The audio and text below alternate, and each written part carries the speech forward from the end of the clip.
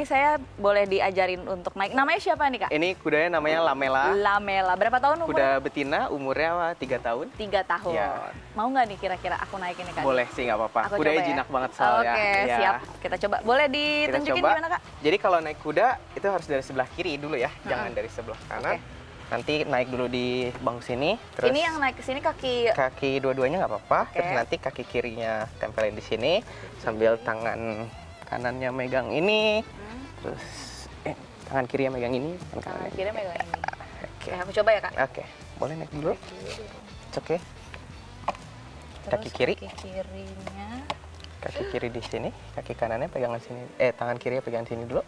Pegang aja dua-duanya nggak apa-apa. Gini. Ya, masukin. Nanti melangkah kayak gitu ya. 1, 2, 3. 1, 2, 3. Oke. Duduknya maju sedikit, Kak. Nah, it's okay. Dari pemirsa. Tangannya di bawah sedikit. Tangan di bawah sedikit. Tangannya di bawah. Jaga keseimbangannya tuh berarti di kaki atau di. Terus jadi kakinya kita. Ya pemirsa, ternyata baik naiknya, terus menungganginya pun turunnya ada aturan-aturannya. Jadi ternyata nggak semudah yang terlihat pemirsa. Jadi detail bergeraknya harus kemana tuh juga ada aturannya gitu. Ini akan saya coba untuk turun, semoga caranya benar tadi udah diajarin.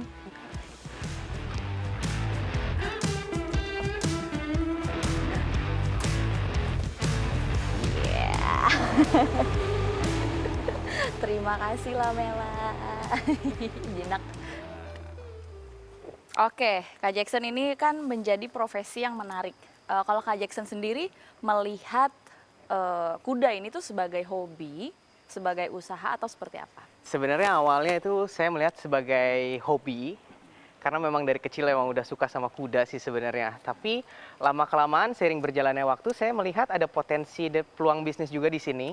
Dan saya kebetulan juga orangnya bukan yang kayak kerja kantor gitu.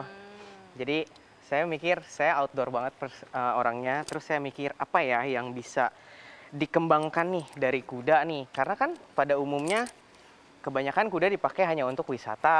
Benar. Atau untuk kayak misalkan dia kuda pacu kayak gitu. Tapi saya melihat di situ ada potensi juga after mereka pacu atau after mereka wisata punya karir apa lagi sih kudanya gitu. Mengembangkan kuda itu sendiri tidak hanya terbatas di wisata itu. dan juga olahraga saja begitu. Apa tuh Kak eksekusinya begitu? Jadi kalau akhirnya setelah itu saya mikir kan, saya pengen mencari sesuatu peluang bisnis yang bisa dikembangkan lagi. Tapi saya pengen tetap untuk kerja di kuda juga, saya pengen sehari-harinya tetap sama kuda kayak gitu. Akhirnya di situ saya melihat, oke lah saya bikin bisnis jual beli kuda aja kali ya. Karena mungkin di Indonesia sendiri pelaku usaha jenis ini memang masih terbatas begitu. Dan juga kita supply and demand-nya juga terbatas juga kayak gitu. Kak, kalau dari Kak Jackson sendiri ini kan bukan cuma jual beli kuda, tapi apa sebutannya? Grooming kuda juga, training kuda. Kita menerima training sih sebenarnya. Jadi ada jasa training kuda. Dan juga kalau saya pribadi juga bisa freelance kayak gitu untuk dipanggil untuk melesen atau training kuda di tempat lain kayak gitu. Kak, kalau kuda tuh memang kan ada bahasa tubuhnya tersendiri tuh gimana sih Kak nih kalau gini Lamela nih kayak lagi nggak bisa diem gitu? Nah, boleh dipegang aja biar dia merasa lebih kayak nyaman gitu. Oke, ininya dipegang ya? Apa-apa, tuh nanti dia diam. Boleh dilus-lus juga kepalanya kayak gitu. Apa sih Kak tantangan paling sulit untuk melatih seekor kuda? Sebenarnya kalau tantangan paling sulit untuk melatih seekor kuda itu kita harus punya kesabaran yang ekstra, terus juga kita harus punya passion juga. Itu paling penting sih sebenarnya. Karena kerjaan kayak gini kan kita pakai hati ya. Iya. Kita berhubungan dengan hewan juga gitu. Kita bukan istilahnya menjual sesuatu barang yang udah jadi nih gitu. Kita kan tapi bikin, kita create something.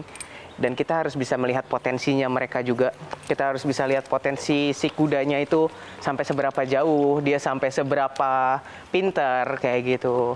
Dan umur kuda juga kan mempengaruhi seperti itu. Jenis kudanya juga. Umur tuh Kak, biasanya tuh training atau grooming kuda tuh dari umur berapa sampai umur berapa sih? Kalau untuk di equestrian sendiri, kita biasa start mulai dari umur sekitar 3 tahun. Oke. 3 tahun, 4 tahun, kemudian 5 tahun. Nah, kalau kuda sekitar umur 7 atau 8 itu ada di usia yang matang lah, bisa dibilang seperti itu. Terus kemudian setelah umur itu biasanya kuda itu udah lebih pintar dan udah lebih jago sih. Dia dari segi mentalnya sendiri juga lebih terjaga, terus temperamen, terus juga karakter kuda itu juga kayak gitu udah semakin terbentuk gitu. Dan Berarti juga skillnya dia. 4 sampai 5 tahun ya usia untuk di trainnya Ya. sendiri gitu. Kalau dari pengalamannya Kak Jackson nih, udah berapa banyak berarti Kak kurang lebih training atau grooming Mungkin kuda? kalau training kuda sendiri, saya bisa dibilang mungkin ratusan ekor selama Ratusan karir, ekor? iya. Itu yang training aja. Kalau yang Training. jual beli kurang lebih Sama juga. sampai ratusan? Sama Oke, juga. kalau kita bicara soal nilai paling tinggi saat beli berapa? Mungkin waktu umur 3-4 tahun terus begitu sudah berhasil dijual pada umur 7 sampai 8 tahun tuh berhasil terjual berapa? Kalau saya paling tinggi pernah menjual kuda di angka 750 juta. 750 juta Iya. pemirsa. Oke, tadinya belinya Belinya sekitar 250-an 250 juta. juta. Oh, oke, memang berarti tipe kudanya Tipe ini kudanya yang- memang berbeda. tipe kuda apa nih Kak yang kayaknya nih angkanya nilainya paling tinggi? Kalau waktu itu kita sempat jual itu anakan Womblat, jadi induk sama jantannya itu dari Eropa, tapi anaknya kebetulan lahir di sini. Terus habis itu kita training, lalu kemudian ya kita jual gitu. Tapi kalau saya sebenarnya lebih segmen marketnya itu lebih ke kuda-kuda yang seperti ini. Ini kita sebutnya kuda G atau ada juga kuda-kuda KPI. Jadi kalau kuda G itu adalah silangan antara kuda pejantan Australia dengan indukan lokal, seperti itu. Kalau KPI itu adalah kuda G dengan kuda G juga, kayak gitu. Gimana cara kita menilai nilai atau harga seekor kuda? Kalau kita melihat kuda, kita lihat dulu konfirmasi tubuhnya, bentukan tubuhnya, mulai dari kepala, leher, pundak, kaki, segala macam kayak gitu. Terus kita lihat ininya juga, kita lihat besarannya, besar kudanya, ukuran kudanya, terus keturunan kudanya itu kuda apa. Terus kemudian kita juga bisa lihat karakter kuda itu juga menentukan harga. Kalau karakternya dia baik, harganya juga sebenarnya kita bisa pasti akan lebih punya nilai jual yang lebih. Baik itu dalam artian Dia jinak, dia kalem, kudanya tenang. cepat beradaptasi Betul, dengan orang baru. betul. Berarti biasanya kalau sebelum ada pembeli kuda, biasanya dia akan mencoba untuk menunggangi kudanya terlebih dahulu. Biasanya seperti itu. Jadi biasanya yang kita lakukan itu kita bikin video, kita bikin foto, terus habis itu mereka lihat, oh kira-kira kudanya cocok nih, oke. Mereka akan datang coba sih biasanya kayak gitu. Kalau dari luarannya misalnya kayak warna itu menentukan juga nggak sih Kak? Sometimes warna juga menentukan juga. Ada warna-warna tertentu yang menjadi favorit bisa dibilang, belang atau mungkin putih kayak gitu-gitu. Itu biasanya nilainya ada lebih tinggi. Iya. Oke, apalagi nih Kak yang biasanya dilihat oleh calon pembeli untuk menentukan harga dari seekor kuda?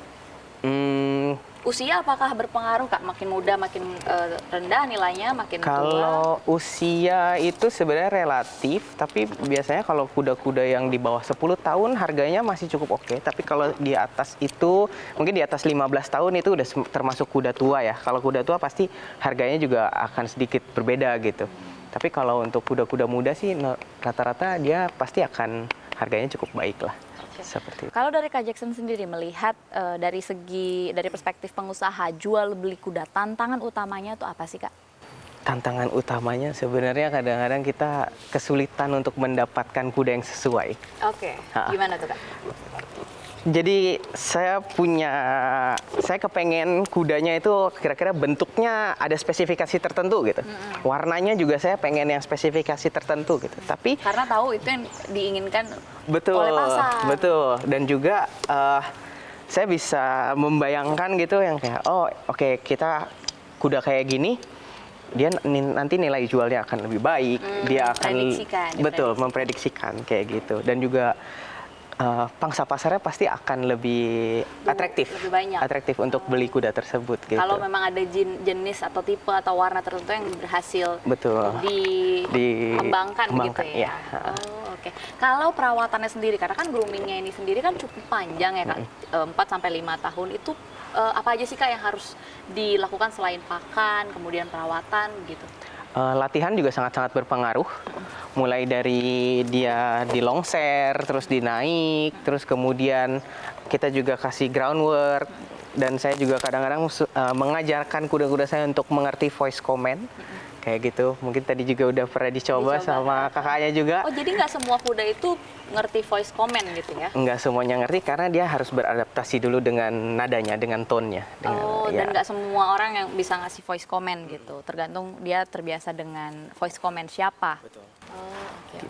Tapi itu semua bisa diajarkan. Oke. Pernah nggak sih Kak gagal grooming gitu istilahnya, gagal pernah. dijual? Pernah. Gimana tuh? Jadi waktu itu saya pernah punya kuda yang saya memprediksikan kuda ini bakal bagus nantinya. Tapi ternyata prediksi saya salah.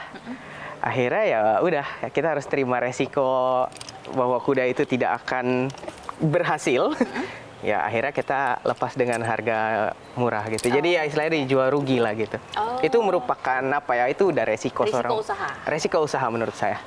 Jadi nggak semua juga kita beli kuda pasti berhasil, nggak semua juga. Pasti ada gagalnya dan akhirnya dari situ yang membuat saya semakin belajar. Akhirnya saya kalau mau beli kuda sekarang, saya lebih rela untuk istilahnya kayak kita pergi jauh lihat kudanya, misalkan kudanya di daerah Jawa Tengah atau di Jawa Timur atau di mana. Saya lebih milih untuk kita meluangkan waktu aja ke sana. Nggak berekspektasi gitu ya. Kita meluangkan waktu ke sana, lihat dulu kudanya, kita cek dulu bener-bener. Terus kita lihat juga karakter kudanya seperti apa, di luarnya seperti apa, di kandangnya seperti apa, perawatan sehari-harinya seperti apa, seperti itu sih. Supaya nggak nyesel belinya. Iya. Oke, itu kan kalau dari perspektif pengusaha. Pertanyaan yang paling utama kalau bicara soal usaha, omset per bulan berapa nih Kak? Omset per bulan mungkin kalau per Rata-rata mungkin nggak akan omset. stabil kan tiap Betul. bulannya. Atau sebulan tuh biasanya bisa berhasil jual tuh berapa kuda Kak? Kalau untuk saat ini sih satu bulan saya paling terbatas hanya mungkin 1-2 ekor. 1-2 ekor. Iya. Kalau di rata-rata, Kalau di rata-rata selama setahun per bulan omsetnya berapa? Mungkin sekitar 150 juta ya. 150 juta pemirsa, ini jadi nilai yang cukup tinggi begitu ya kalau memang tertarik. Tapi yang paling penting memang harus suka dulu Harus ya. suka dulu, harus menjiwai dulu. Oke, dan memang kalau Kak Jackson ini, Amela nih, kayaknya seneng sama saya pemirsa. Kak Jackson ini memang sekolah khusus berkuda begitu ya? Pada saat itu saya memang sekolah berkuda di Australia. Jadi memang spesialis. Iya, bisa. Gitu pemirsa kurang lebih kalau dilihat dari perspektif pengusaha berkuda itu sendiri. Terima kasih Kak Jackson sudah meluangkan waktunya, sudah ngajarin juga tadi berkuda secara singkat begitu. Terima kasih atas waktunya. Semoga usahanya sukses terus. Lamela juga sehat terus. Ya demikian pemirsa perbincangan kita hari ini bersama Jackson Equestrian yang ada di Banten. Saya Dina Gurning, tim liputan CNBC Indonesia.